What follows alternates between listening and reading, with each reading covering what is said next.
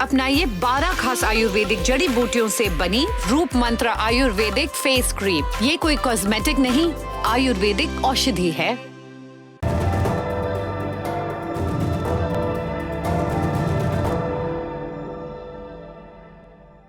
महान कवि देव कोहली से माफी चाहते हुए उनकी एक अमर कविता पढ़ना चाहता हूं। जहर है कि प्यार है तेरा चुम्मा, कैसा ये खुमार है तेरा चुम्मा। ये आज दुनियादारी में पुच्ची की बात क्यों?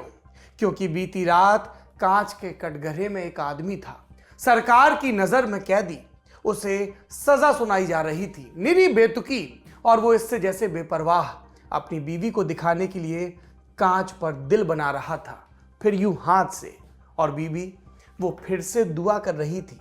कुछ ही महीने पहले तो उसके आदमी पर जहर वाला हमला हुआ था, और ये सब हो रहा था ताकि पुतिन का सत्ता का खुमार बरकरार रहे।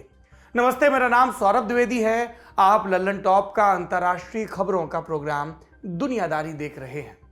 दुनियादारी में आज सबसे पहले एक जोक सुनिए। रूस का एक कानून है प्रोबेशन का। इसके मुताबिक अगर कोर्ट ने किसी को दोषी पाया लेकिन जेल नहीं भेजा तो एक शर्त माननी होगी कि एक तय समय तक हर महीने एक अधिकारी के सामने हाजिरी लगाओ। ऐसी ही हाजिरी लगानी थी नवल्नी को। वो ऐसा कर भी रहे थे, लेकिन अगस्त 2020 से लेकर जनवरी 2021 तक ऐसा नहीं कर पाए। इसकी वजह, भाई साहब कोमा में थे एक जहरीली गैस के हमले के चलते। ये हमला अगस्त 2020 में हुआ। इससे ठीक होकर जर्मनी में अपना इलाज कराकर वो 17 जनवरी 2021 को लौटे और फिर हाजिरी भरने लगे। लेकिन कोर्ट कुड़ गया, बोला शर्तें तोड़ी हैं। कोई कोर्ट से पूछे कोमा में पड़ा आदमी कैसे आएगा, लेकिन नहीं पूछा, या शायद जज ने सुना नहीं, और नवल्नी को 3.5 साल कैद की सजा सुना दी। जो खत्म हो गया। अब हकीकत की बात कर लें। रूस के शासक पुतिन पर आरोप है सब विरोधियों को कभी गोली, कभी जहर, तो कभी जेल के रास्ते से हटाने का। आज हम आपको नवल्नी के किस्से का रिकैप तो बताएंगे ही, और भी कई पुराने विरोधियों के हश्र की कहानी सुनाएंगे। लेकिन सबसे पहले बात करेंगे एक चैम्बर की, जो बना रूस के क्रांति नायक लेनिन पर चली एक औरत की 2 गोलियों के चलते। लेनिन पर बात मतलब हिस्ट्री से शुरुआत। रूस की राजधानी मॉस्को। 1917 की क्रांति के बाद यहां लेनिन के नेतृत्व में कम्युनिस्ट पार्टी का शासन आया, लेकिन जार के वफादार अभी भी कायम थे। अगस्त 1918 में फैनी नाम की एक महिला ने लेनिन को मारने के इरादे से गोलियां चलाईं। 2 गोलियां, इनमें जहर भी भरा था। लेनिन बच गए, लेकिन उनके बनाए सीक्रेट पुलिस संगठन चेका ने आगे के बचाव के लिए जैसे सबक ले लिया हो। सबक ये कि कोई तुम्हें जहर दे, उससे पहले उसे जहर दो। सत्ता के सामने जो भी चुनौती हो उसे रास्ते से हटा दो। सीक्रेट पुलिस संगठन चेका बाद में यही केजीबी बना, और अब एफएसबी, रूस का खुफिया संगठन। और इन्हीं संगठनों ने बनाया कामेरा। यह रूसी भाषा का शब्द है जिसका अर्थ होता है चैम्बर। यह नाम है आज से 100 साल पहले यानी 1921 में बनी एक सीक्रेट लैब का। इसमें नए नए जहर बनाए जाते थे, नए नए जैविक और रासायनिक हथियार विरोधियों को मात देने के लिए। कहा जाता है कि यह लैब आज भी चलती है। मॉस्को के बाहर एक हल्के भूरे रंग की इमारत में। इस इमारत पर जाएंगे तो बोर्ड टंगा मिलेगा, साइंटिफिक रिसर्च इंस्टीट्यूट नंबर 2। रूस से भागे कई खुफिया अधिकारियों ने अपने बयानों में इस बिल्डिंग में चल रहे कामेरा का जिक्र किया है। और इस कामेरा में बनने वाले जहर की खासियत क्या थी? इसका कोई गंध या स्वाद नहीं होता था। एक और खास बात थी, टारगेट के हिसाब से जहर तैयार किया जाता था। एजेंसी को पता होता था जिसे मारना है उसे बीपी है या शुगर, खाने में एलर्जी किस चीज की है, सांस की तकलीफ अगर है तो कितनी, और उसी के हिसाब से टेलर मेड जहर तैयार। एक बात और तय होती थी कि जान से मारना है या नहीं, वो शब्द नहीं बोलेंगे, लकवा मारना है।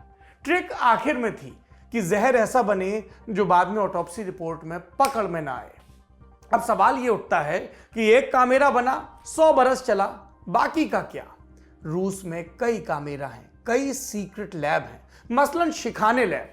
कहा जाता है कि यहां पर रूस का मिलिट्री रिसर्च इंस्टीट्यूट है, और यहीं पर बना था नवल्नी को कोमा में भेजने वाला कथित जहर, जिसका नाम है नोविचोक। इस शब्द का अर्थ नया आगंतुक। और ऐसा नॉमेनक्लेचर क्यों? क्योंकि ये रूस की सीक्रेट लैब में तैयार हुआ चौथी पीढ़ी का जहर था। हमने आपको दुनियादारी के पिछले एपिसोड्स में नोविचोक के हमले, नवल्नी के जर्मनी में भर्ती होने और रूस वापस लौटने की कहानी विस्तार से बताई थी। आज आपको ये बताते हैं कि नवल्नी से पहले भी कई ऐसे लोग हुए जिन्होंने लोकतंत्र की हसरत पाली, लेकिन उनका हाल कुछ और ही रहा। सूची में पहले नंबर पर हैं सेर्गी यूशेनकोव। एक जमाने में सोवियत आर्मी के कर्नल थे, फिर पॉलिटिक्स में आए। यूशेनकोव रूस की चेचन्या पे पॉलिसी थी, उसके विरोधी थे। जब पुतिन प्रेसिडेंट बने तो ये पॉलिसी और क्रूर हो गई और यूशेनकोव ने इसका और विरोध किया। 2001 में यूशेनकोव ने एक ग्रुप ज्वाइन किया जिसका नाम था लिबरल रशिया। उन्होंने अपने साथियों के साथ मिलकर इस ग्रुप को पॉलिटिकल पार्टी के तौर पर रजिस्टर कराया। फिर तारीख आई 16 अप्रैल 2003 की। यूशेनकोव ने ऐलान किया कि मैं अगला संसदीय चुनाव लड़ूंगा पुतिन के खिलाफ, और इस अगले ऐलान के अगले ही रोज गोली मारकर उनकी हत्या कर दी गई। उंगली पुतिन पर उठी। वजह, यूशेनकोव ने कहा था कि 1999 में मॉस्को के भीतर अपार्टमेंट में जो बम ब्लास्ट हुआ था ये पुतिन की सरकार ने ही करवाया था। यूशेनकोव का कहना था कि हम जल्द ही सबूत देकर यह आरोप साबित कर देंगे। सूची में दूसरा नंबर यूरी शेकाचेहिन। यूरी स्वतंत्र पत्रकार थे। उनकी एक इन्वेस्टिगेटिव मैगजीन थी नोवाया गजेटा नाम की। 7 जून 2003 की बात है। यूरी मॉस्को से करीब 200 किलोमीटर दूर एक शहर में थे। वहां अचानक उनकी तबीयत बिगड़ी। पहले सर्दी जुकाम, फिर तेज बुखार और त्वचा में जलन। डॉक्टरों ने कहा यह तो बड़ी अजीब बीमारी है, लेकिन इस बीमारी के चलते उनके सांस लेने वाले पूरे सिस्टम में गंभीर एलर्जी हो गई और फिर यूरी ठीक नहीं हुए। उनकी त्वचा जैसे किसी सूखी पपड़ी की तरह जिस्म से उतर गई हो। एक एक करके सारे अंग फेल और 3 जुलाई 2003 को वो मृत। ये कैसी एलर्जी थी जिसका इतना खौफनाक असर? इस सवाल का जवाब आज तक नहीं मिला। एक्सपर्ट कहते हैं कि ये बीमारी का नहीं, पॉइजनिंग का मामला था। रूस की खुफिया एजेंसी एफएसबी ने यूरी को कोई खास जहर दिया था, वैसा ही अनट्रेसेबल जहर जिसे बनाने के लिए रूस दशकों से बदनाम है। ये इल्जाम था कि एफएसबी ने पुतिन के इशारे पर यह हत्या की। इस इल्जाम का आधार, जिस समय यूरी की हत्या हुई तब वो 1999 की उसी मॉस्को अपार्टमेंट ब्लास्ट की जांच कर रहे थे। इसके पहले भी वो रूस के सिस्टम में जो करप्शन था उस पर बात करते रहे थे। सूची में तीसरा नाम है एना पोलितकोवस्काया का। एना भी पेशे से पत्रकार थी। चेचन्या में रूस द्वारा जो जातियां हो रही थी उन पर लगातार लिखती थी। कहती थी कि पुतिन ने रूस को पुलिस स्टेट बना दिया है। एना की रिपोर्टिंग पूरी दुनिया में सराही जाती थी और पुतिन इससे शर्मसार होते थे। दुनिया कहती ये रूस की इकलौती ईमानदार जर्नलिस्ट है, लेकिन इसके बदले एना को अपने देश में सत्ता तंत्र के द्वारा जान से मारने की धमकी मिलती। जब इन धमकियों पर उनकी रिएक्शन मांगी जाती तो वो कहती पत्रकारिता करनी है तो जोखिम तो उठाना ही होगा। एक बार वो विमान यात्रा पर थी तो उन्हें चाय के कप में मिलाकर जहर दिया गया। किसी तरह बच गई, लेकिन 2006 के साल में वो नहीं बच पाई। उनकी बिटिया प्रेग्नेंट थी। वो अपनी बिल्डिंग में आ रही थी उसके लिए राशन का सामान लेकर, लेकिन चश्मदीदों ने कहा कि बिल्डिंग की लिफ्ट जब खुली तो उसमें एना मरी पाई गई। हत्यारों ने मौका देखकर उन्हें पॉइंट ब्लैंक रेंज से यानी कि बिल्कुल करीब से गोली मारी। कहा गया कॉन्ट्रैक्ट किलिंग का केस है, पर यह पता नहीं चला कि किलिंग का कॉन्ट्रैक्ट किसने दिया। टिप्पणीकार कहते हैं क्रेमलिन का हाथ है। एक दफा विदेशी पत्रकारों ने पुतिन से इससे जुड़ा सवाल भी पूछा था कि क्या आपने एना को मरवाया? पुतिन का जवाब था नहीं, लेकिन जानकार इसको ईमानदार नहीं मानते। सूची में चौथा नाम बोरिस नेमत्सोव। ये बात तब की है जब सोवियत संघ खत्म हो गया था। बचा था रूस, जहां के ज्यादातर लोग कम्युनिस्ट पार्टी के सिस्टम से उकताए थे, लेकिन सत्ता तंत्र में अभी भी लाल झंडे वालों की भरमार थी। इन सब के बीच सामने आते हैं बोरिस नेमत्सोव, नई उम्र का लड़का, लिबरल सुधारवादी सोच का प्रवक्ता, जिसे 1991 में ही रूस के राष्ट्रपति बोरिस येल्त्सिन ने गवर्नर बना दिया निजने नोवगोरोद स्टेट का। लोगों को लगा कि येल्त्सिन ने अपना उत्तराधिकारी चुन लिया। इस बात को वजन मिला 5 साल बाद, जब बोरिस ने बोरिस को डेप्यूटी पीएम बना दिया। लेकिन इसके 4 साल बाद यानी 2000 में खेल बदल गया। रूस के पुराने सामंती पूंजीपतियों ने, जिन्हें ओलिगार्क कहा जाता है, पुतिन का समर्थन कर दिया। पुतिन राष्ट्रपति और नेमत्सोव विपक्ष के नेता।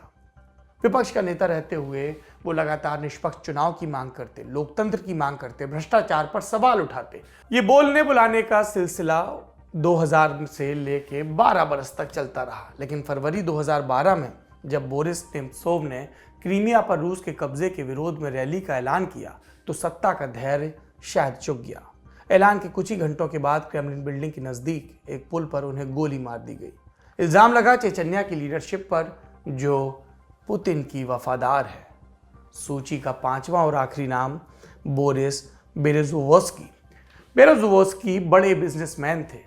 पहले खास माने जाते थे बोरिस येल्त्सिन के। कहा जाता है कि जिन कारोबारियों के सपोर्ट से पुतिन को सत्ता मिली उनमें इन भाई साहब का भी नाम था और उन्होंने सपोर्ट के बदले पुतिन से फेवर की उम्मीद की।